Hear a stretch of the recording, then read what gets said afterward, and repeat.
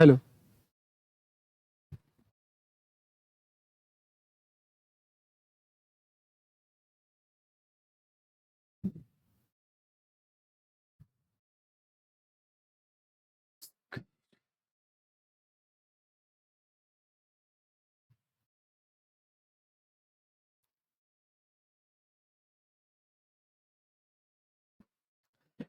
Hello, नमस्कार, जय हिंद। स्वागत है आपका रोशनी पब्लिकेशन के यूट्यूब चैनल पे। तो आज के इस सेशन में जैसा कि आपको थंबनेल से पता चल ही गया होगा, विष के दांत का हम लोग टोटल क्वेश्चन आंसर कर रहे हैं। इससे पहले हम लोगों ने श्रम विभाजन एवं जाति प्रथा का क्वेश्चन आंसर किया था, और आज के इस सेशन में हम लोग क्या करने जा रहे हैं, विष के दांत संपूर्ण क्वेश्चन आंसर। देखिए बच्चों, रोशनी पब्लिकेशन के द्वारा आपके इस YouTube चैनल के माध्यम से सभी विषय का, चाहे आपका कोई भी सब्जेक्ट हो, उन सभी विषय का, सभी चैप्टर का, सभी टॉपिक में हमेशा कहते आ रहा हूं, ये सभी आपको एक कंप्लीट तैयारी हमारी इस कंप्लीट बैच में दी जा रही है 2026 के लिए, रोशनी पब्लिकेशन के कैप्टन बैच के अंतर्गत। आज के इस सेशन में हम लोग चूंकि विष के दांत को पढ़ने वाले हैं, इससे पहले भी हम लोगों ने कई अध्याय खत्म कर चुके हैं बिल्कुल एक सिलसिलेवार तरीके से। जैसे कि आपको विष के दांत से पहले आपको इसी चैप्टर का पहले हम लोगों ने एक्सप्लेनेशन किया था। आज हम लोग इसका क्वेश्चन आंसर करेंगे, जल्द ही इसका ऑब्जेक्टिव क्वेश्चन प्रैक्टिस सेट लाएंगे। तो एक जो भी आपके एग्जाम के पर्सपेक्टिव से अच्छा होगा, जो भी आपके एग्जाम के पर्सपेक्टिव से इंपॉर्टेंट होगा, वो सभी पोर्शन हम लोग आज के नहीं, हमारे पूरे इस बैच में कंप्लीट करवाने वाले हैं। ठीक है, तो इससे पहले अगर मैं बात हिंदी की करूं तो हम लोगों के द्वारा ऑलरेडी आपका गद्य खंड का 3 से 4 चैप्टर, पद्य खंड का 4 चैप्टर और ग्रामर का भी 4 पोर्शन, चाहे वो क्या हो आपका वर्ण, शब्द, वाक्य और संधि, ये चारों पोर्शन बहुत अच्छे से समझा के आपको इसी YouTube चैनल के प्लेलिस्ट में मिल जाएगा। आप हिंदी वाले प्लेलिस्ट में देखेंगे तो आपको हिंदी से रिलेटेड सारी आपको मिल जाएगी। इसके अलावा आपको मैथ में भी बहुत सारी चीजें बताई गई है, मैथ में भी आप जाके विजिट कर सकते हैं, इंग्लिश में भी, साइंस वाले पोर्शन में भी। तो लगभग आपका सभी सब्जेक्ट का जो है आपको यहाँ पे सभी की क्लासें फ्री ऑफ कॉस्ट आपको मिलने वाली है। आज के इस सेशन में हम लोग विष के दांत को पढ़ने वाले हैं, जिसका हम लोग टोटल क्वेश्चन आंसर देखेंगे। इसका ऑलरेडी हम लोग क्या सेशन कर चुके हैं चैप्टर वाला, और ये जो क्वेश्चन आंसर है बच्चों, हमारे जो रोशनी पब्लिकेशन की, हमारे पब्लिकेशन का जो अनुभव है विगत 17 वर्षों से, उसी के को आगे बढ़ाते हुए, उसी को अपडेट करते हुए आज का हमारा ये सेशन है, जो कि क्लास 10th के बच्चों के लिए है। बेसिकली जो क्वेश्चन आंसर है वो आपका इस बुक से, हमारा खुद का बुक है जो रोशनी पब्लिकेशन के द्वारा लॉन्च किया जाता है। विगत 17 सालों से ये बुक हमारे आपके नजदीकी बुक स्टोर पे मिलते हैं। ये आपको मैं दिखा देना चाहूंगा, यहीं पे जो भी कंटेंट लिया जाता है हमारे खुद के बुक, अपने बुक, इसमें आपको मैं हमेशा बताता हूं कि गोधुली क्लास 10th का यही आपका बुक होगा। हमारा क्लास 10th का ये जो गोधुली है, इसी के अंतर्गत आपको सभी कुछ मिलने वाला है, चाहे उसका एक्सप्लेनेशन हो, पूरा चैप्टर आपको इसमें मिलेगा। इसके अलावा इसका क्वेश्चन आंसर भी मिलेगा। तो आज हम लोग जो भी क्वेश्चन आंसर करेंगे इस सेशन में, सभी जितना भी 14 का 14 क्वेश्चन आंसर है इसी बुक के लगभग रेफरेंस पे है, क्योंकि ये जो है आपके बिहार बोर्ड के पर्सपेक्टिव से बहुत ही बेस्ट बुक होने वाली है। तो ज्यादा देर नहीं करेंगे बुक के बारे में। बुक के बारे में जो जो बच्चे परचेज कर चुके हैं वो उन्हें पता होगा, और जो लोग नहीं लिए हैं वो एक बार जाके हमारे अपने नजदीकी बुक स्टोर, फ्लिपकार्ट, अमेजॉन एवं हमारे वेबसाइट से जाके परचेज कर सकते हैं। तो चलिए आज के सेशन की शुरुआत करते हैं, ज्यादा लेट ना करते हुए। पहला जो क्वेश्चन है हमारा वहां पे चलेंगे। विष के दांत संपूर्ण जो क्वेश्चन आंसर है, टोटल 14 का 14 क्वेश्चन आंसर आज हम लोग डिस्कस करेंगे। जो भी बच्चे नए जुड़े हैं एक बार हमारे इस चैनल को सब्सक्राइब कर लीजिएगा और बेल नोटिफिकेशन दबा लीजिएगा, ताकि आगे आने वाला सारा वीडियो, सारा क्लास आप तक पहुंच सके। जल्दी हम लोग अपने टेलीग्राम भी लॉन्च करेंगे, जिसमें आपका जो भी PDF नोट्स होंगे वो सभी आपको प्रोवाइड किए जाएंगे। साथ ही साथ हमारा बुक आपको मार्केट में मिल ही जाएगा। ठीक है, तो आज के सेशन की शुरुआत करते हैं पहले क्वेश्चन से। शीर्षक कहानी की सार्थकता स्पष्ट कीजिए।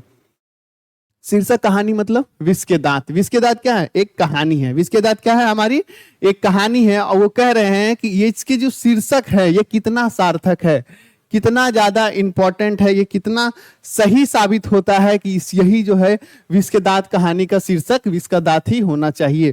तो इसमें हम क्या कहते हैं, देखते हैं कि किसी भी शीर्षक के लिए 3 चीजें इंपॉर्टेंट होती है। क्या चीजें? 3 चीजें इंपॉर्टेंट होती है, आगे आपको देखने को मिलेगा यहाँ पे। हाँ जी, शास्त्रीय विधान के अनुसार किसी भी रचना के शीर्षक के लिए उपयुक्तता जांचने के लिए 3 कसौटियां होती है। 3 चीजें। कौन सा? कथा वस्तु की प्रतीकता, यानी जो हमारी ये स्टोरी में है उसी को ये प्रतीक कर रहा है कि नहीं, पहला चीज। दूसरा आकर्षकता, यानी वो कितना आकर्षित करता है हम लोग को।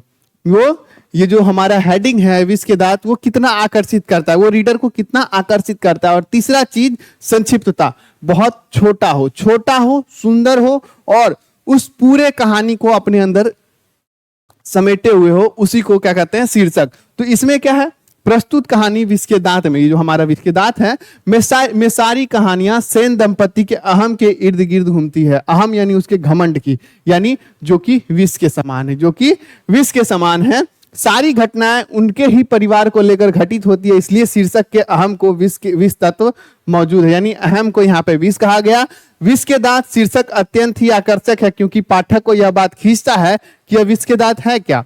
कोई भी अगर शीर्षक को पढ़ेगा विष के दांत मतलब क्या, कहीं नाग नागिन की तो नहीं कहानी है, ये क्यूरियोसिटी जनरेट होती है विष के दांत को देखने के बाद। यह अत्यंत संक्षिप्त तो नहीं, किंतु फिर भी संक्षिप्त, ये ज्यादा छोटा तो नहीं लेकिन फिर भी ये छोटा ही माना जाता है। क्या, ना ज्यादा बड़ा है ना ज्यादा छोटा है, इसलिए हम कह सकते हैं कि यह विष के दांत प्रस्तुत कहानी शीर्षक बहुत ही उपयुक्त है। सबसे पहले आप लिख सकते हैं, शास्त्रीय विधान के अनुसार किसी भी हेडिंग का, किसी भी शीर्षक में 3 कसौटियां होनी चाहिए। वो सुंदर दिखता हो, छोटा हो एवं उस पूरे कहानी को अपने अंदर समेटे हुए हो। और इस कहानी के अंत में एक और चीज आती है कि जब कासू का जो है दोनों दांत मदन तोड़ देता है, कहानी का अंत कुछ इस प्रकार होता है कि कासू का जो है दोनों दांत मदन के द्वारा तोड़ दिया जाता है, जिससे क्या होता है, जो सेन साहब क्या करते हैं, कासू के जो कासू नहीं, मदन के जो पिताजी हैं गिरधर लाल को क्या करते हैं, बाहर निकाल देते हैं।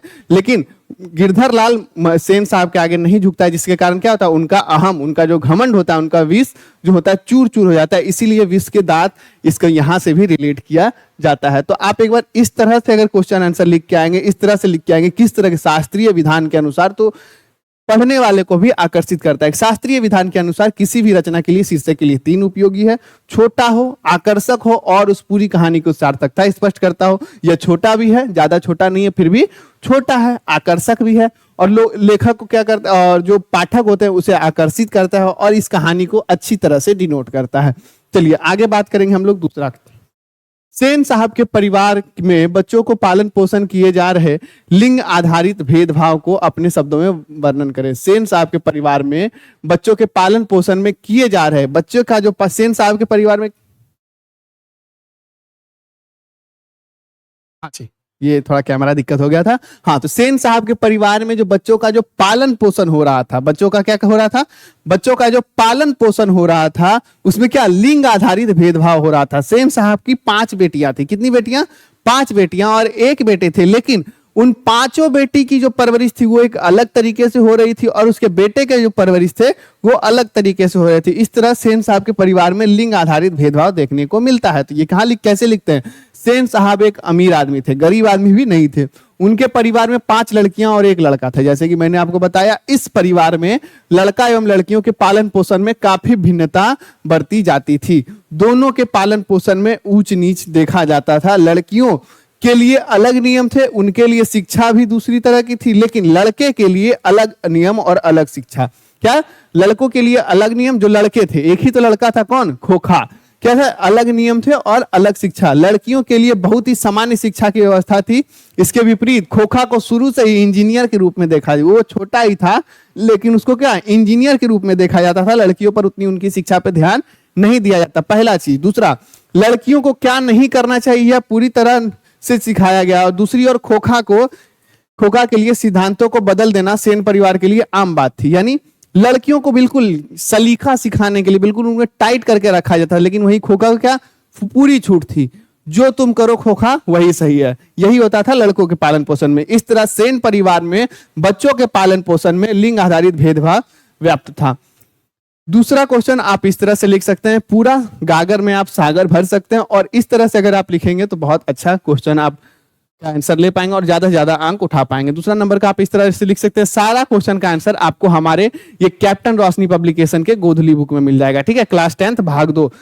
ठीक है, आगे हम इस बुक के बारे में भी बात करेंगे लगभग इस बात। चलिए तीसरा क्वेश्चन पे आ जाते हैं हम लोग। खोखा किन मामलों में अपवाद था? छोटा सा क्वेश्चन, छोटा सा ही आंसर था। छोटा सा क्वेश्चन और छोटा ही आंसर हम लोग पिछले में ही देखे थे। खोखा को क्या है, खोखा को घर के नियम में अलग प्रेफरेंस दिया जाता था, तो वही खोखा घर के नियम के मामले में अपवाद था। खोखा घर के नियम के मामले में अपवाद था। वही हम लोग आगे देखिएगा इसमें। खोखा घर के नियम के मामले में अपवाद था। छोटा सा आंसर, आगे हम बढ़ सकते हैं, ज्यादा इसमें लंबा डीप नहीं करेंगे। चलिए, सेन दंपति खोखा में कैसी संभावनाएं देखते थे और उन संभावनाओं के लिए उन्होंने कैसी शिक्षा तय की थी। सेन दंपति कौन? सेन साहब और सेन साहिबा। सेन साहब और सेन साहिबा, वो खोखा यानी अपने जो बेटे थे, जो घर में सबसे छोटा था, प्यारा दुलारा था, वह अपने उस बेटे में कैसी संभावना देखते थे। क्या देखते थे कि हमारा बेटा इंजीनियर बनेगा, इसमें इंजीनियर वाला गुण है, कुछ खोल खाल के रख देता है, ठीक है।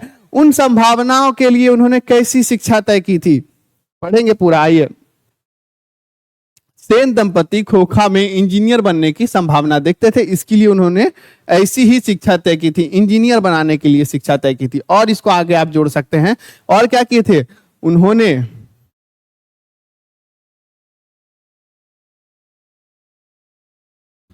फैक्ट्री के एक मजदूर को बुलाकर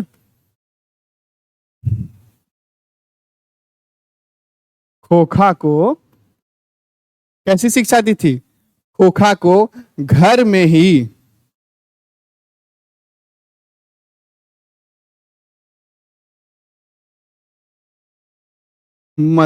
बढ़ई जैसी कार्य दिए थे ना, बढ़ई और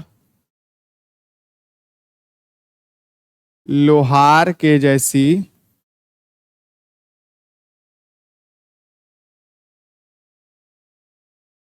शिक्षा दी। इस तरह से आप और इसको आगे बढ़ा सकते हैं और डीपली भी लिख सकते हैं।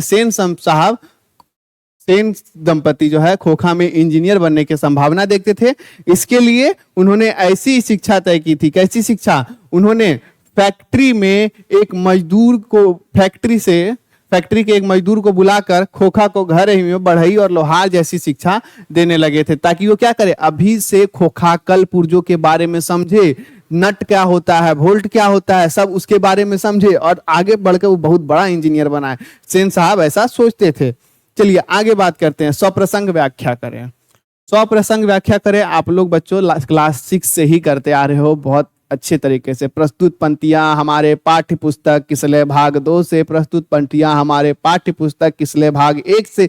लेकिन अब हमारा जो है प्रस्तुत पंक्तियां की जो बुक है वो बदल गई है। क्या हो गई है? गोधली हो गई है। तो अब हम लोग इसमें क्या करेंगे, प्रस्तुत पंक्तियां हमारे पाठ्य पुस्तक किसले नहीं, गोधुली भाग 2 से किस कहां से लिया गया है वो पहले लिखाता था। आई होप आपको थोड़ा मोड़ा याद आ रहा होगा, ज्यादा से ज्यादा हम लोग यहाँ पे याद दिलाते हैं। स्वप्रसंग व्याख्या करें, सारा जो लाइन होगा आपका इसी चैप्टर से होगा, लेकिन आपके एग्जाम में क्या अलग अलग चैप्टर से लाइन आ सकते हैं। अलग अलग चैप्टर से लाइन आएंगे तो उसके लिए क्या करना होगा, हमारे चैनल को सब्सक्राइब कर लीजिए, क्योंकि अलग अलग चैप्टर सभी एक साथ हम लोग यहाँ खत्म करवाने वाले हैं। चलिए शुरू करते हैं। लड़कियां क्या है? कठपुतलियां हैं और उनके माता पिता को इस बात पर गर्व है।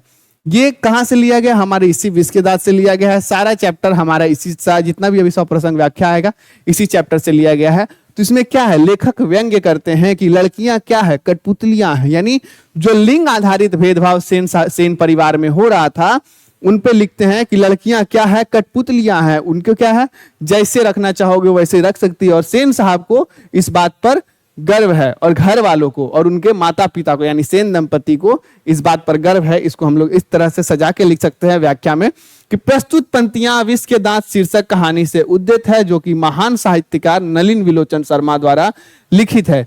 इसमें लेखक सेन साहब की पुत्रियों की चारित्रिक की विशेषताओं की एवं उसके व्यवस्थाओं पर प्रकाश डालते हैं, यानी उनकी लड़कियों की बड़ाई करते हैं एवं वो लड़कियां किस प्रकार अपने ही घर में विवश है उसके बारे में बताते हैं। सेन परिवार में 5 लड़कियां, क्या क्या हैं, सीमा, रजनी, आलो, शेफाली और आरती, ये 5 लड़कियां हैं। सभी लड़कियां बहुत ही सभ्य और शिष्ट हैं।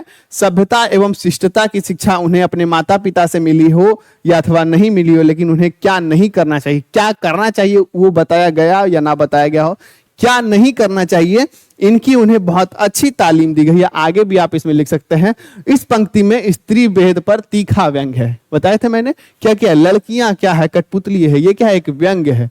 क्या है, एक व्यंग्य है। लेखक नलिन विलोचन शर्मा नहीं बोल रहे हैं कि लड़कियां कठपुतलियां, वो मजाक कर रहे हैं कि सही इस तरह से जो रखे हुए हैं वो क्या है, कठपुतलियों की तरह है। लेखक कहता है कि समाज में लड़कियों को सिर्फ सजावटी वस्तु, कठपुतली मानता है। बोलने सोचने या अधिकार पाने का कोई हक नहीं है किन्हें, लड़कियों को। और दुख की बात यह है कि माता पिता को भी इस पर गर्व होता है। यानी लड़कियां घर के अंदर रहती है, बिल्कुल दमक के रहती है, बिल्कुल अंदर रहती है, सहम के रहती है। इस पर माता पिता क्या करते हैं, और अधिक गुमान करते हैं। ठीक है, तो इसके बारे में नलिन विलोचन शर्मा ने, हमारे जो लेखक है क्या है, इस नलिन विलोचन शर्मा विष के दांत के, वो इस पे प्रकाश डालते हैं। चलिए अगला दूसरा लाइन है, क्योंकि इसमें 3 है स्वप्रसंग व्याख्या। दूसरा ख नंबर के 4 होगा। खोखा के दुर्ललित स्वभाव के अनुसार ही सेन साहब ने सिद्धांतों को भी बदल लिया था। यानी पिछले लाइन में जो हमारा क में था, उसमें हम लोगों ने सेन साहब के बेटियों के बारे में जाना। अब इसमें क्या है, बेटे के बारे में। यानी सेन साहब के लिए बेटियों के नियम अलग थे और बेटे के नियम अलग थे। दुर्ललित स्वभाव यानी उसका जो भी स्वभाव था, जो उसके बदमाशियां थी, और उसको जो सेन साहब खोखा को इतना दुलार करते थे, तो खोखा जो भी करता था उसके अनुसार क्या होता था, घर के नियम बदल जाते थे।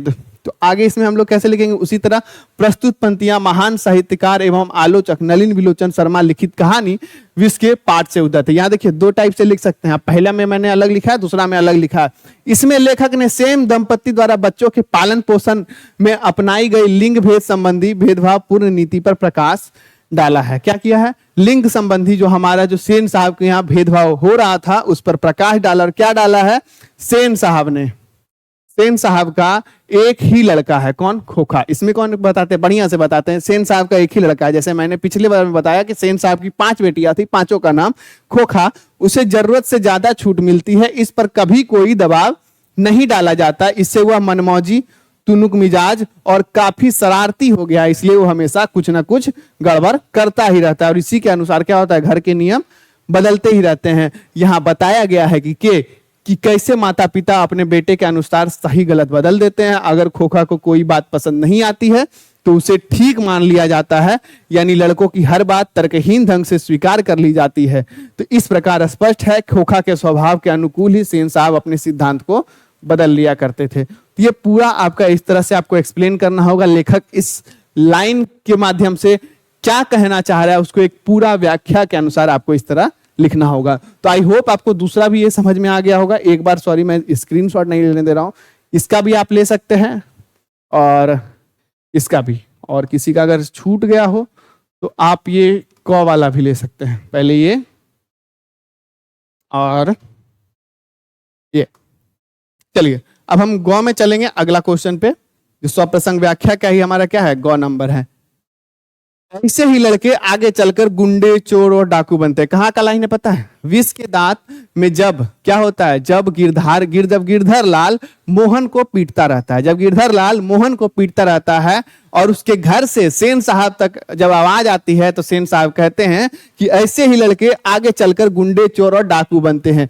यहाँ पे लेखक ने अमीरी गरीबी का बात कही है। क्या कही है, अमीरी गरीबी के बारे में बात कही है कि ऐसे ही लड़के जो आपके नॉर्मली जो होते हैं लोग आगे चलकर क्या चोर गुंडा बनते हैं। और इसी को हम लोग एक्सप्लेन करेंगे। चलिए इसमें क्या है, हम लोग लिख सकते हैं कि प्रस्तुत पंक्तियां महान आलोचक और साहित्यकार नलिन विलोचन शर्मा द्वारा लिखित कहानी विष के दांत शीर्षक पाठ से अवतरित है। फिर से वही, सबसे पहले किसी भी व्याख्या को, चाहे आपका किसी भी चैप्टर का हो, पहले आपको यही बताना होगा यह जो लाइन है, चाहे आप एग्जाम में बैठे हो तो यह जो लाइन है कहां से ली गई है। आप इसमें यह भी ऐड कर सकते हैं कि प्रस्तुत पंक्तियां हमारे पाठ्य पुस्तक गोधुली भाग 2 के गद्य खंड के, कहां से, गद्य खंड के कहानी विष के दांत से ली गई है, जिसके लेखक क्या है, नलिन विलोचन शर्मा है। आप इस प्रकार भी लिख सकते हैं कि प्रस्तुत पंक्तियां महान आलोचक और साहित्यकार नलिन विलोचन शर्मा द्वारा लिखित कहानी विष के दांत शीर्षक पाठ से अवतरित है। यहां भी आप कर सकते हैं। आगे इसमें लेखक ने मदन के प्रति सेन दंपति की दुर्भावनाओं का यथार्थ वर्णन किया है। क्या कहा है इसमें, जो है लेखक क्या करते हैं, सेन दंपति जो है, जैसे सेन साहब और सेन साहिबा हैं, उनके प्रति जो मदन के प्रति जो उनकी नफरत थी उनको व्यक्त किया है। लेखक का कहना है कि सेन साहब अपनी पत्नी को समझाते हुए कहते हैं, क्या कहते हैं कि मदन अपनी माँ के कमजोरी के कारण ही बिगड़ गया है। कि मदन, ये जब प्रसंग आपका ये लाइन आएगा तो इससे पहले कई लाइन आते हैं कि गिरधर लाल सही है मदन की माँ ने ही मदन को बिगाड़ा है। तो वही कहते हैं मदन अपनी माँ की कमजोरी के कारण बिगड़ गया है। गिरधर तो सख्त आदमी है, वो अच्छा आदमी, वो जानता है कि बेटा को कैसे रखना चाहिए, जबकि वो खुद के बेटा को कितना छूट दिए रखता है।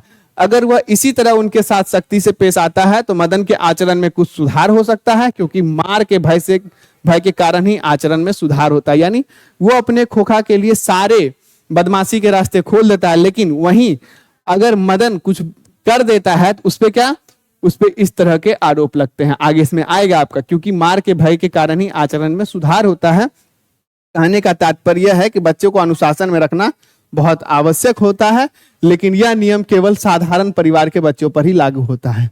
यानी इस लाइन के माध्यम से नलिनी विलोचन शर्मा कहते हैं कि ठीक है, बच्चों को अनुशासन में रखना बहुत आवश्यक है, लेकिन यह नियम वर्तमान समाज में क्या सिर्फ गरीब के बच्चों पर ही लागू होता है। साधारण परिवार, मिडिल क्लास फैमिली पर, जो अमीर के बच्चे होते हैं उस पर यह लागू नहीं होता। सेन साहब जैसे अमीर परिवार के बच्चे अगर गलती भी करते हैं तो उस पर कोई ध्यान नहीं देता, क्योंकि वे धनवान बाप के बच्चे हैं। अभिप्राय यह है कि धन के समक्ष सभी पाप छिप जाते हैं, इसलिए तो मदन की करुणा चित्कार भी उन्हें दया नहीं आती, अपितु नींद भंग होने के कारण खींच जाती है। सेन साहब अपनी निर्दयता का परिचय देते हुए कहते हैं, मेरी तो तबीयत हुई थी कि कमबख्त की खाल उधेड़ दूं, लेकिन उनका अपना पुत्र मोटर गाड़ी के पीछे का बत्ती तोड़ देता है, उसके बाद भी उसको लगता है कि मेरा बेटा इंजीनियर बन रहा है, इसीलिए क्या है, बत्ती टूट गया है।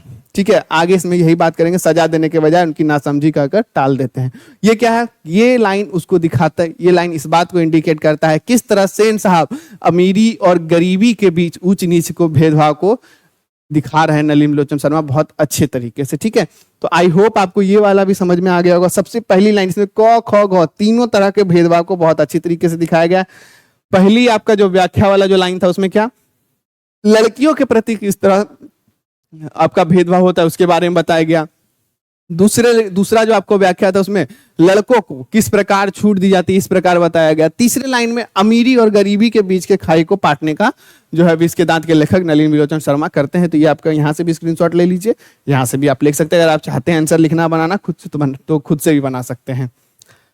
आखिरी घ नंबर, हंस कौए की जमात में शामिल होने के लिए ललक गया।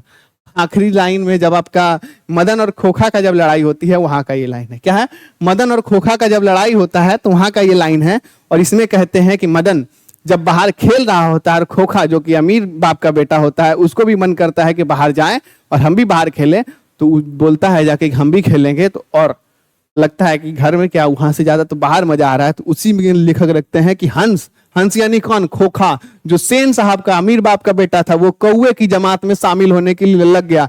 यानी वो कौआ का, जो मदन को कौआ कहते हैं क्योंकि वो गरीब है, उसकी जमात में जाने के लिए ललक गया। यानी हंस को कौए की जमात की ललक हो गई। जिसके पास सभी साधन है वो क्या, एक साधनहीन परिवेश में रहने के लिए उसको लालच आ रहा है। तो इस प्रकार क्या कहते हैं लेखक, इस प्रकार यहाँ पे दो चीज कहते हैं। पहला चीज क्या, कि किस प्रकार बच्चे का मन किस तरह होता है, वो क्या, वो खुशी ढूंढती है। क्या ढूंढती है, वो खुशी ढूंढती है। तो इस प्रकार आपका अगला हम देखेंगे, फिर से वहीं से स्टार्ट करेंगे कि विख्यात कहानीकार नलिनी विलोचन शर्मा द्वारा लिखित कहानी विष के दांत शीर्षक पाठ से अवतरित है। यह लाइन जो है यहाँ से इसमें लेखक खोखा के बाल स्वभाव का उल्लेख किया है। खोखा जो भी बच्चा है 3-4 साल का ही, उसके बाल स्वभाव के, उसकी मन की ललक को व्यक्त किया है। लेखक का मानना है कि बच्चे मान सम्मान की कोई भावना नहीं होती। यानी बच्चे के मन में भी उतनी ऊंच नीच की भावना नहीं होती है, वे तो स्वभाव से ही खेल प्रिय होते हैं। अपनी इसी खेल प्रियता के कारण खोखा का उन आवारा गर्द लड़कों के पास पहुंच जाता है जहां मदन के साथ कुछ दूसरे बच्चे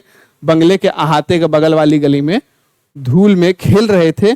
उन बच्चों को लट्टू नचाता देख खोखा भी खेलने के लिए ललच जाता है। ठीक है, तो इसी बात का क्या है, लेखक नलिनी विलोचन शर्मा ने जिक्र किया। आगे इसमें आप लिख सकते हैं, आदत से लाचार होने के कारण वह बड़े रौब के साथ मदन से लट्टू मांगता है, लेकिन एक दिन पूर्व उसके पिता द्वारा प्रताड़ित और अपमानित किया जाने पर मदन लट्टू देने से मना कर देता है। मदन क्या होता है, उस पूरे ग्रुप का सरदार होता है तथा अपने पिता की गाड़ी के साथ खेलने को कहता है। बोलता है, जाओ कल जो तुम्हारे पापा का जो गाड़ी छू दिया था उतना भड़के थे ना, जाओ वहीं पे खेलो, यहाँ तुमको लट्टू नहीं मिलेगा। आप पूरा स्टोरी पढ़िएगा, हमारे इस सेशन में भी हमने पूरा डिस्कस किया है। क्या डिस्कस किया, आपका पूरा स्टोरी हम लोगों ने डिस्कस किया है, कैसे क्या क्या प्रसंग होता है, उस पर आप लोग एक बार जाके नजर डाल लीजिएगा। तो इसमें हम लोग आगे बढ़ेंगे। इस प्रकार यहाँ लेखक ने यह प्रमाणित करना चाहा है कि अमीर हो या गरीब सभी के बच्चे समान स्वभाव के होते हैं। क्या होते हैं? अमीर हो या गरीब सभी के बच्चे का अभी मेंटल क्या होता है, डेवलप होते रहता है। सभी का जो स्वभाव होता है वह समान समान होता है। यानी अगर इनिशिएटिव लेना चाहिए तो सेन दंपति को लेना चाहिए या फिर गिरधर लाल को लेना चाहिए। इस जो अमीरी और गरीबी का जो खाई है वो अभी जो समझदार लोग हैं उन्हीं के द्वारा पाटा जा सकता है। उनके लिए अमीर में कोई अंतर नहीं होता, वे तो आदत से मजबूर होते हैं, इसलिए वहां पहुंच जाते हैं जहां उनकी इच्छा पूर्ति हो। इसका सीधा प्रमाण यह है कि हंस यानी खोखा और कौवा यानी गरीब के बच्चे की जमात में शामिल होने के लिए ललक रहा है।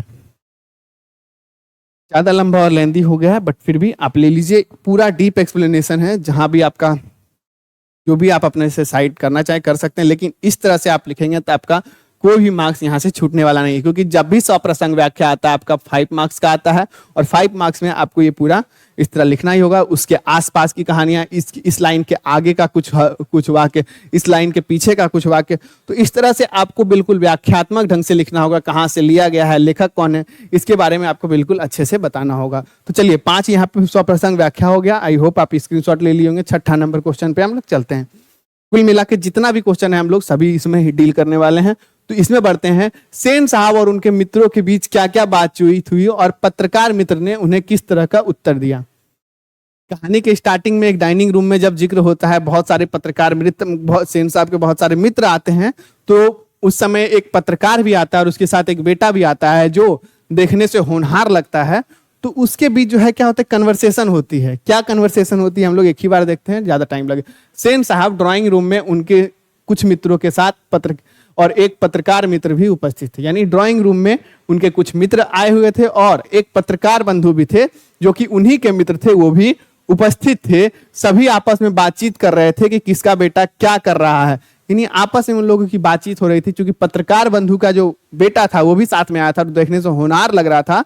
तो कोई उनसे पूछता है कि आपका बेटा बड़ा होनहार है, क्या करेगा आगे चल के। तो वही कि किसका बेटा क्या करेगा, आगे क्या करेगा। सेन साहब ने बिना पूछा किनसे गया, पत्रकार बंधु से पूछा गया। पत्रकार से पूछा गया कि आपका बेटा क्या आगे करने का सोचे हैं। तो सेन साहब, पत्रकार ना जवाब देके सेन साहब कूद पड़ते हैं। सेन साहब तो बिना पूछे ही अपने खोखा को इंजीनियर बनाने की बात कह देते हैं कि हम तो अपने बेटे को इंजीनियर बनाएंगे, इंजीनियर से नीचे कुछ नहीं, और अभी से ही उसको एकदम बिल्कुल नट उट टाइट करने का शिक्षा दे रहे हैं।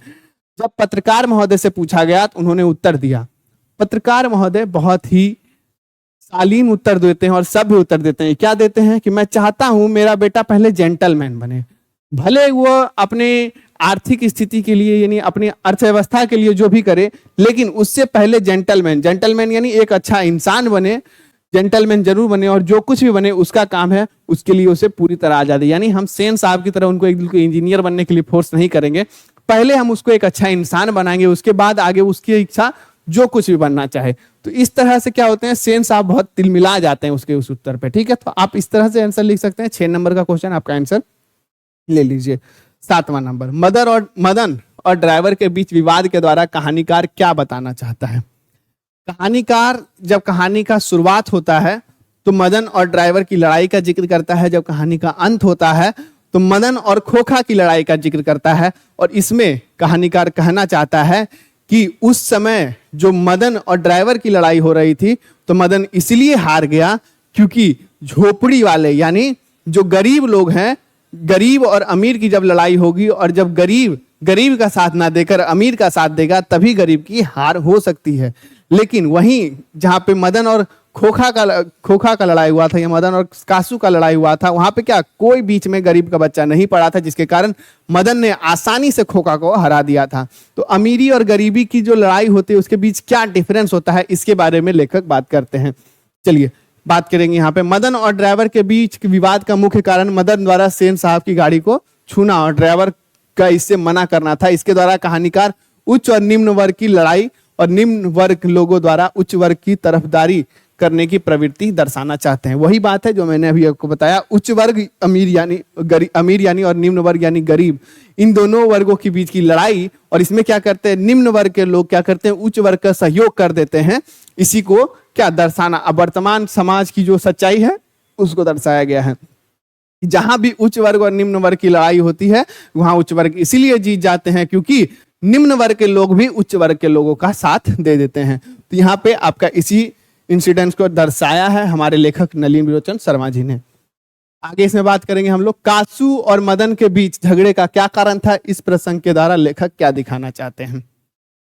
इस क्वेश्चन को भी आप देख लीजिए, कासू और मदन के बीच झगड़े का क्या कारण था। दो झगड़ा आ गया, मैंने आपको बताया है कि पहले तो मदन और ड्राइवर का, फिर कासू और मदन के झगड़े का क्या कारण था। वो लट्टू नचाने के लिए कासू मांग रहा था, जो खोखा है, जो अमीर बाप का बेटा है, वो लट्टू नचाने के लिए मांग रहा था, लेकिन मदन क्या करता है, उसको नहीं देता है, जिसके कारण कासू, चूंकि अमीर बाप का बेटा है, उस थोड़ा रौब में आ गया और उस पर झपटने लगा, जिसके कारण मदन अच्छा से कुटैया दे दिया था उसको। इस प्रसंग के द्वारा लेखक क्या दिखाना चाहते हैं, इस प्रसंग के द्वारा लेखक दिखाना चाहते हैं कि झोपड़ी वाले और मकान वाले के बीच की जब लड़ाई होती है और उसमें अगर झोपड़ी वाले किसी का साथ ना भी दे, लेकिन अगर बस वो मकान वाले के साइड ना रहे, तो झोपड़ी वाले की जीत निश्चित है। लेकिन छोड़िए, इसमें कुछ और है। कासू और मदन के बीच झगड़े का कारण कासू द्वारा रौब से लट्टू मांगना था। इसके अलावा उसके पहले दिन मदन को कासू की कार छूने भी नहीं दिया गया, उल्टे धक्का देकर बाहर निकाल दिया गया। मतलब एक जो हमारा सामान है, जो एक जो आपका मदन का सामान था, उस पर रौब दिखा के मांगा जा रहा था, और वहीं जो कासू का सामान, एक तरह से बोल सकते हैं, जो उसकी कार थी, वो क्या, उसको छूने के कारण ही अच्छी उस ड्राइवर के द्वारा धक्का दे दिया गया था, जिसमें क्या उसके घुटने, मदन के घुटने क्या चुरा गए थे, मदन के घुटने क्या छिल गए थे, तो धक्का देकर बाहर निकाल दिया गया था। इस प्रसंग के द्वारा लेखक यह दर्शाना चाहते हैं कि बड़े लोग रौब दाव में केवल वयस्क जन ही भयभीत या प्रभावित रहते हैं, बच्चे पर इस पर कोई प्रभाव नहीं पड़ता। क्या होता है, बड़े लोग का जो रौब और दबाव होता है, जो वयस्क होते हैं वही प्रभावित होते हैं, बच्चा का इस पर कोई प्रभाव नहीं होता। वो कल उस तरह से लड़ रहा था ड्राइवर से, आज कासू को दे दिया। और साहस अमीरी या गरीबी की मोहताज नहीं होती। साहस जो है आपका, बल जो है आपका, जो साहस है, आपकी आत्म जो शक्ति है, वह आपके अमीरी या गरीबी पे डिपेंड नहीं करती, वो आपके अंतरात्मा पे डिपेंड करती है। तो ये 8 नंबर का क्वेश्चन हो गया।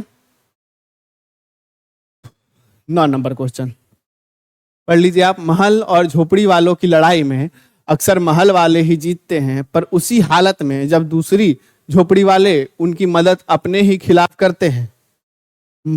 लेखक का ये लाइन है जो मैंने अभी आपको बताया, आखिरी में आता है कि महल वाले और झोपड़ी वाले की लड़ाई में महल वाले ही जीतते हैं, लेकिन उसी कंडीशन पे कि झोपड़ी वाले महल वाले का साथ दे दे। तब लेखक ने इस कथन को कहानी से एक उदाहरण देकर पुष्टि कीजिए, यानी एक उदाहरण देकर इसकी पुष्टि कीजिए। जो ये कहानी लिखा है तो उसमें क्या उदाहरण दिए थे।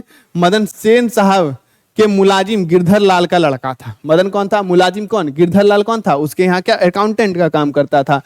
बाल सुलभ जिज्ञासा के कारण जब सेन साहब की नई गाड़ी को छूकर उनकी चमक आदि जानने की कोशिश की, तो ड्राइवर उसे धक्का देकर बाहर निकाल दिया जाता है। ये आपका पहला इंसिडेंस होता है। उसे घुटने छिल जाते हैं। गुस्से में जब मदन उसकी तरफ झपटता, तभी सेन साहब बाहर आए और ड्राइवर ने मदन की शिकायत कर दी।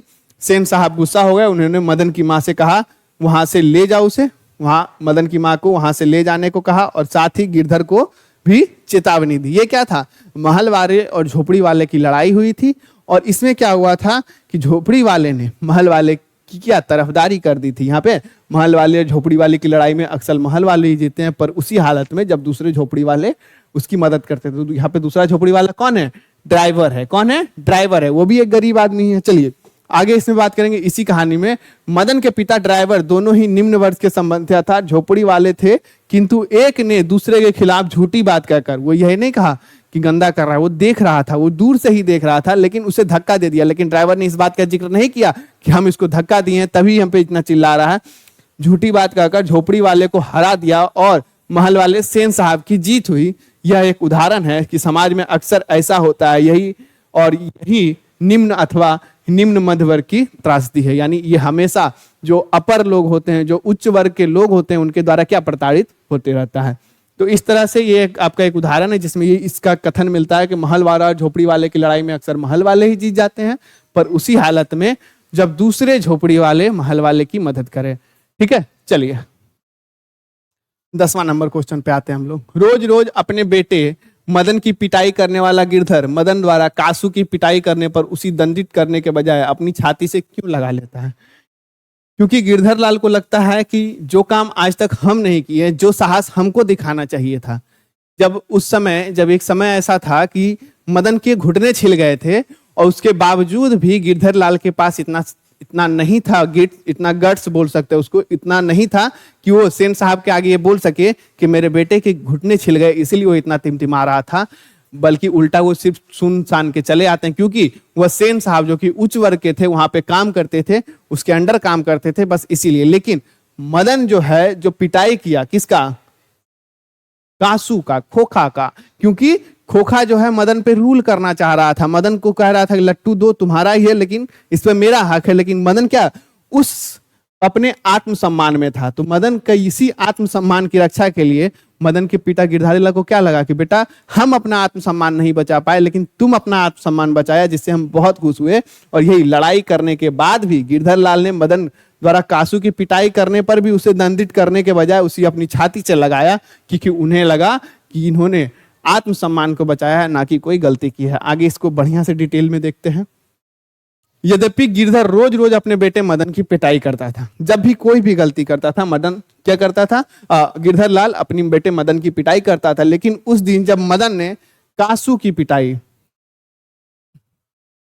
ये पहले इसको अच्छे से, हाँ, कासू की पिटाई की तो गिरधर उसे पीटने के बजाय छाती से लगाकर शाबाशी देने लगा। अब काहे शाबाशी देने लगा, ऐसा इसलिए क्योंकि वह जबूरी से सेन साहब से हमेशा डरा रहता था। वह क्या मजबूरी से सेन साहब से हमेशा डरा रहता था। स्वाभाविक है, स्वेच्छा से नहीं, मतलब अपने इच्छा से नहीं डरा करता था। वो क्यों डरा करता था, क्योंकि वह उसके यहाँ काम करता था। इसलिए जब उसके बेटे कासू की पिटाई की तो उन्हें स्वाभिमान जग उठा और उसने मदन को दंडित करने के बजाय अपनी छाती से लगा लिया।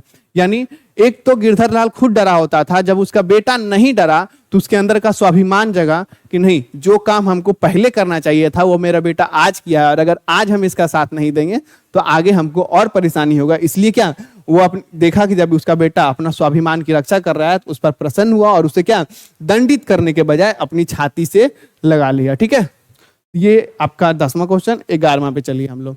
सेन साहब, मदन, कासू और गिरधर लाल का चरित्र चित्रण करें, यानी कैसे कैसे कैरेक्टर हैं इस कहानी में।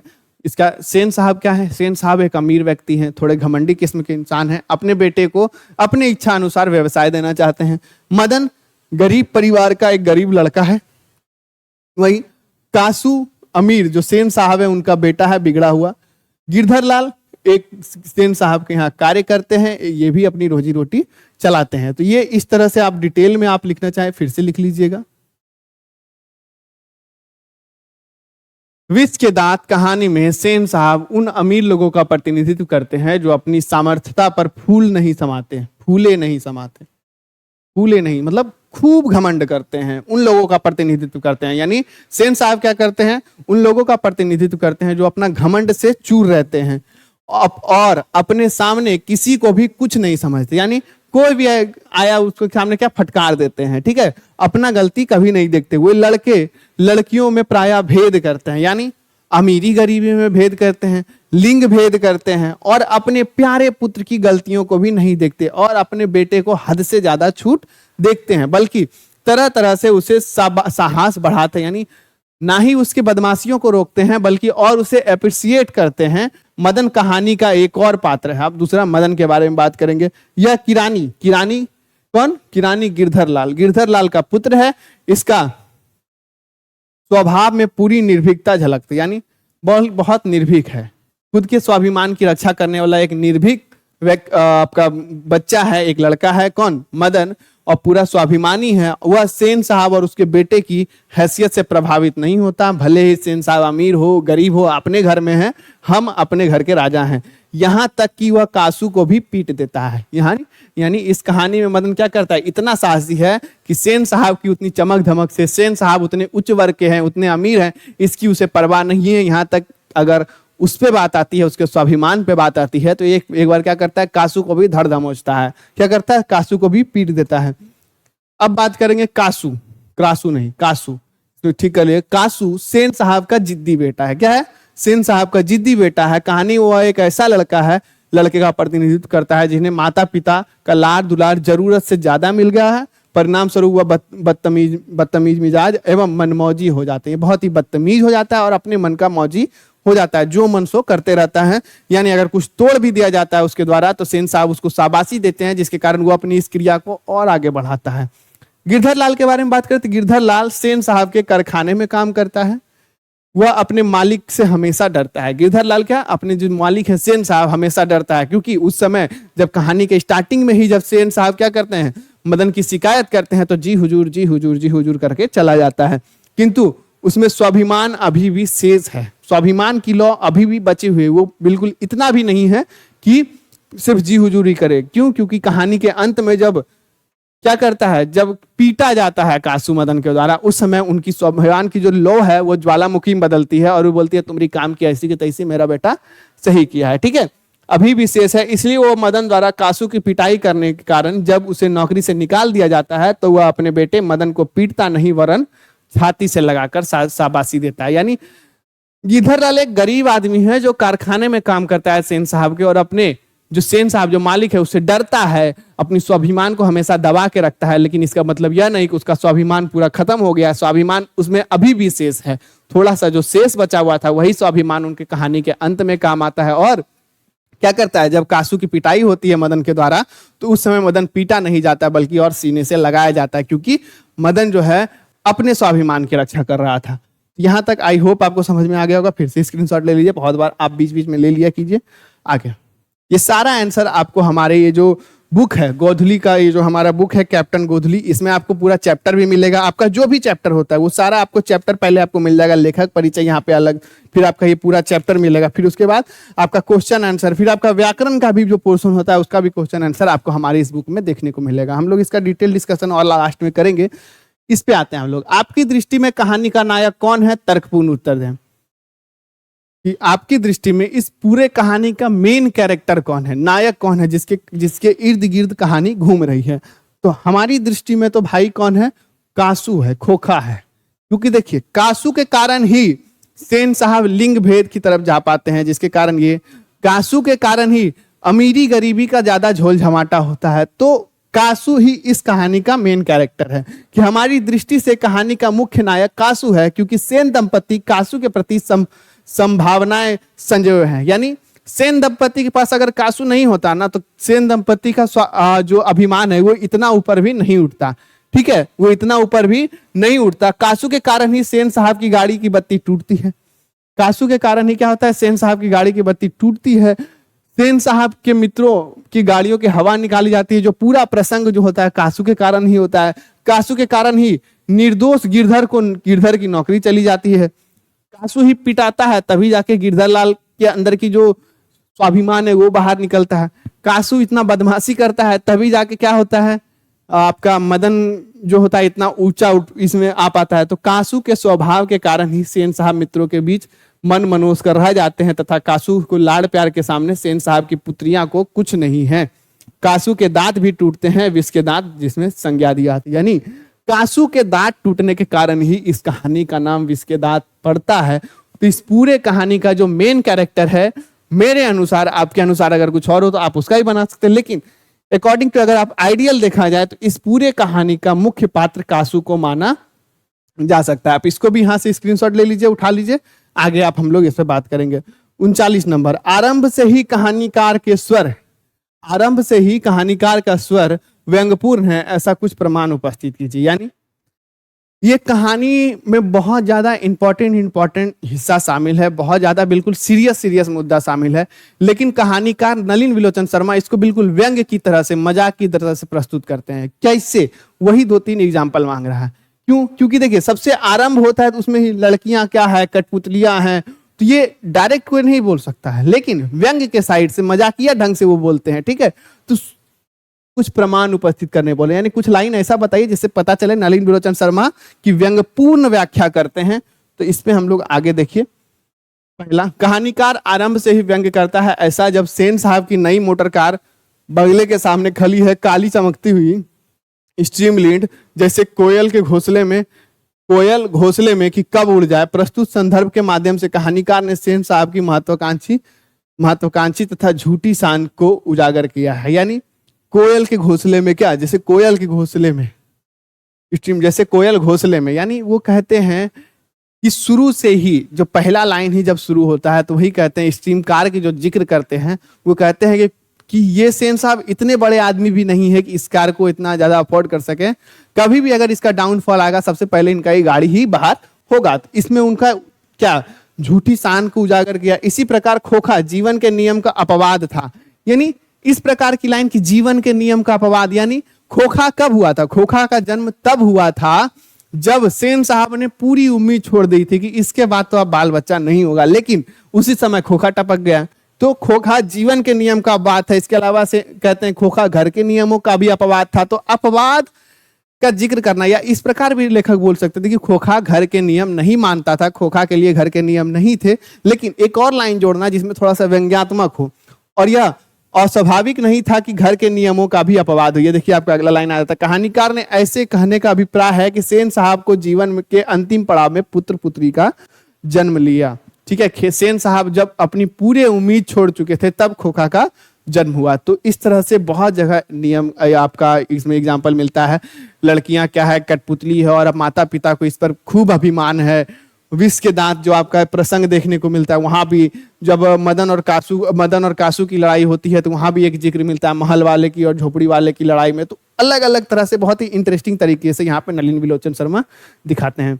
आई थिंक आपका अंतिम क्वेश्चन बहुत ही नजदीक है इसमें, और आगे आप लिख सकते हैं इस तरह से, जिस कारण पुत्र के प्रति उनका विशेष मोह है उन्हें लिंग भेद प्रकट करता है, क्योंकि पुत्रियां घर के लिए अलग नियम बनाए थे। आगे सेन साहब की महत्वाकांक्षा को ध्यान आकृष्ट करते हुए कहानीकार ने कहा खोखा आखिर अपने बाप का बेटा था तो उसे इंजीनियर होना है। यानी कहते हैं इसमें क्या क्या व्यंग्य कहते हैं, खोखा सेन साहब का बेटा है तो इंजीनियर तो जरूर होगा। यानी वो इंजीनियरिंग को क्या उच्च वर्ग का मोहताज मानते हैं और उसी पे व्यंग्य करते हैं। फिर मदन के बारे में गिरधर लाल को सलाह देते हुए सेन साहब कहते हैं spare the rod and spoil the child. यानी अंग्रेजी में, यानी क्या मतलब वो जो उच्च वर्ग जो अंग्रेजी का जो जिस प्रकार उपयोग करते हैं, मतलब बहुत सीरियस सिचुएशन में उनका अलग अलग टाइप का जो अंग्रेजी निकलता है उसका भी इन्होंने यहाँ पे जिक्र किया है।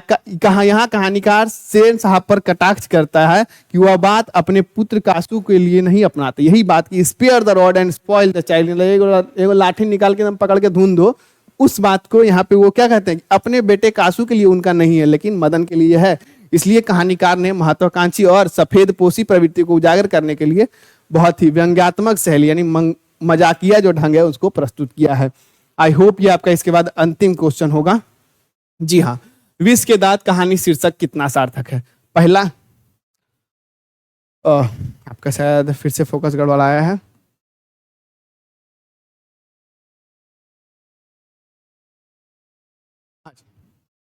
तो विष के दांत कहानी का शीर्षक कितना सार्थक है? तो विष के दांत कहानी का शीर्षक कितना सार्थक है इसके बारे में बात करें। हम लोग पहला क्वेश्चन में भी हम लोग इसका जिक्र किए थे कि विष के दांत कहानी का सार्थक बहुत ही ज्यादा सार्थक है, क्योंकि कहानी का जो शीर्षक होना चाहिए वो छोटा होना चाहिए, आकर्षक होना चाहिए एवं पूरे कहानी को एक जगह अपने और समेटे होना चाहिए। क्योंकि हम लोग एक नंबर में ऑलरेडी कर चुके हैं तो इसमें हम लोग थोड़े से अलग तरीके से लिखने का प्रयास करेंगे। तो आप इस तरह से लिख सकते हैं कि प्रस्तुत कहानी में कहानीकार अमीरों की तथाकथित प्रवृत्ति पर व्यंग्य किया है। इसमें अमीरों द्वारा गरीबों का शोषण तथा अत्याचार पर प्रकाश डाला गया है। विष के दांत नामक कहानी झोपड़ी वालों और महल वालों की लड़ाई की कहानी है। इस लड़ाई में महल वाले की जीत में हार दिखाई गई, महलों वालों की जीत में हार दिखाई गई है।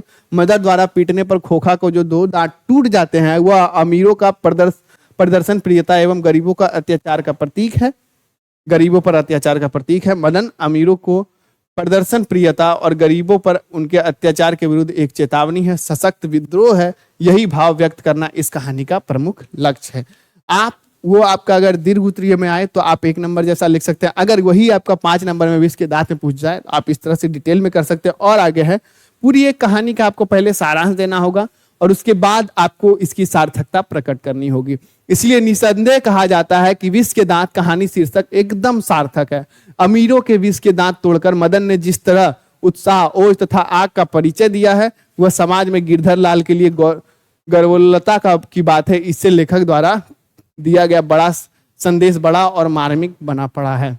यानी इस पूरे कहानी में जो विश्व रूपी जो घमंड था, जो अमीरों का अहम था, उसे आखिरी में जो मदन तोड़ते हैं, जो विष के दांत, जो कासू के जो दांत टूटते हैं वहीं से विष और उसके जो दांत से विष के दांत, ये पूरा कहानी बनता है। और आई होप आपको ये पूरा 14 क्वेश्चन समझ में आया होगा। कहीं भी कोई प्रॉब्लम हो आप एक बार नीचे कमेंट बॉक्स में कमेंट जरूर कीजिएगा। आज के इस सेशन में इतना ही। हमारा ये जो पूरा कंटेंट है यहाँ आपको ऑलरेडी रोशनी पब्लिकेशन के कैप्टन गोधुली बुक क्लास 10th में मिल जाएगा, जो कि आपको मैंने ऑलरेडी स्टार्टिंग में ही बता दिया। कैप्टन गोधुली क्लास 10th के लिए हमारा ऑलरेडी हमारी ऑफिशियल वेबसाइट फ्लिपकार्ट अमेजॉन पे आपको परचेज मिल जाएगा। इसमें आपको सभी क्लास का, चाहे वो क्लास, इसमें आपका जो क्लास 10th के बच्चे हैं तो उसमें सिर्फ क्लास 10th के लिए जो भी आपके चैप्टर है वो सभी चैप्टर, गद्य खंड और पद्य खंड के सभी चैप्टर मिलेंगे। चैप्टर के बाद चैप्टर का जो क्वेश्चन आंसर होता है, क्वेश्चन विथ आंसर, जो भी आइडियल आंसर है वो भी आपको मिलेंगे। तो आप एज अ नोट्स, आपका एज अ फेयर, जो भी कहें, आपका एक कंप्लीट बुक है इसमें, जिसमें आपको ना सिर्फ क्वेश्चन आंसर बल्कि आपका चैप्टर भी मिलता है, आपको उसका ग्रामेटिकल पोर्शन भी मिलता है। तो एक कंप्लीट बुक के लिए आप हमारे ऑफिशियल वेबसाइट roshnipublication.com पे विजिट कर सकते हैं। फ्लिपकार्ट और अमेजॉन से भी ले सकते हैं। इसके अलावा हमारा संस्कृत और इंग्लिश का भी एक सीरीज है, जिसमें आपको इंग्लिश का भी हिंदी किया हुआ मिलेगा और संस्कृत का भी हिंदी किया हुआ मिलेगा। क्या है, संस्कृत और हिंदी का ट्रांसलेट किया हुआ, इसके बाद जिससे आप क्या है उस पूरे चैप्टर को बहुत अच्छे से समझ पाएंगे। और इस पूरे समझ के साथ फिर बाद में आपको क्वेश्चन आंसर भी बताया जाता है, जिससे क्या होगा, आपका क्वेश्चन आंसर को भी अटेम्प्ट करना, किस तरह से एक आइडियल आंसर होना चाहिए, किस तरह का एक आदर्श उत्तर लिखें, जिस तरह से हमारा क्या होगा, ज्यादा से ज्यादा अंक आ सके। तो अब हमारे जितने भी सारे बुक हैं वो हमारे आप ऑफिशियल वेबसाइट पर जाके विजिट करके देख सकते हैं। Captain गोधुली, captain Piyusham, captain Varnika, गोधुली class 9 के लिए, 11th एवं 12th के लिए भी दिगंत और रेनबो आपको मिल जाएगा। इसके अलावा हमारा question bank with answer, objective subjective दोनों प्रकार में आपको आपके मार्केट में मिल जाएंगे, आपके नजदीकी बुक स्टोर पर मिल जाएंगे। आप बस इतना ध्यान रखिएगा, रोशनी पब्लिकेशन का कैप्टन सीरीज, कैप्टन के अंतर्गत आपका जो भी बुक का नाम आता है, चाहे वो गोधुली होगा तो रोशनी पब्लिकेशन कैप्टन गोधुली, कैप्टन दिगंत जो कि आप क्लास 11th एवं 12th के लिए है, captain panorama, captain Piyusham, captain Sanskrit, ये सारी पुस्तकें आपको अपने नजदीकी बुक स्टोर पे मिल जाएगी। हमारा क्रैश कोर्स भी लॉन्च है, जिसमें आपका जो है एक पूरा कंप्लीट सिलेबस, एक कंप्लीट डिस्कशन आपको इस बुक के माध्यम से मिल जाएगा। तो आज के सेशन में इतना ही। आज हम लोगों ने विष के दांत पे बात किया था, मदन गिरधरलाल सेन साहब। इस तरह एक पूरे जो कैरेक्टर, बहुत ही अच्छी स्टोरी थी, उसका हम लोग आज खत्म करने जा रहे हैं और खत्म कर चुके हैं। इसके बाद हम लोग का बस एक ऑब्जेक्टिव सेशन होगा। इसके बाद एट द एंड हम लोग एक पूरा बुक का एक कंप्लीट, यानी 6 चैप्टर का हम लोग क्या करेंगे, मिक्स प्रैक्टिस करेंगे ऑब्जेक्टिव का, जिसमें आप लाइव होंगे, हम लाइव होंगे।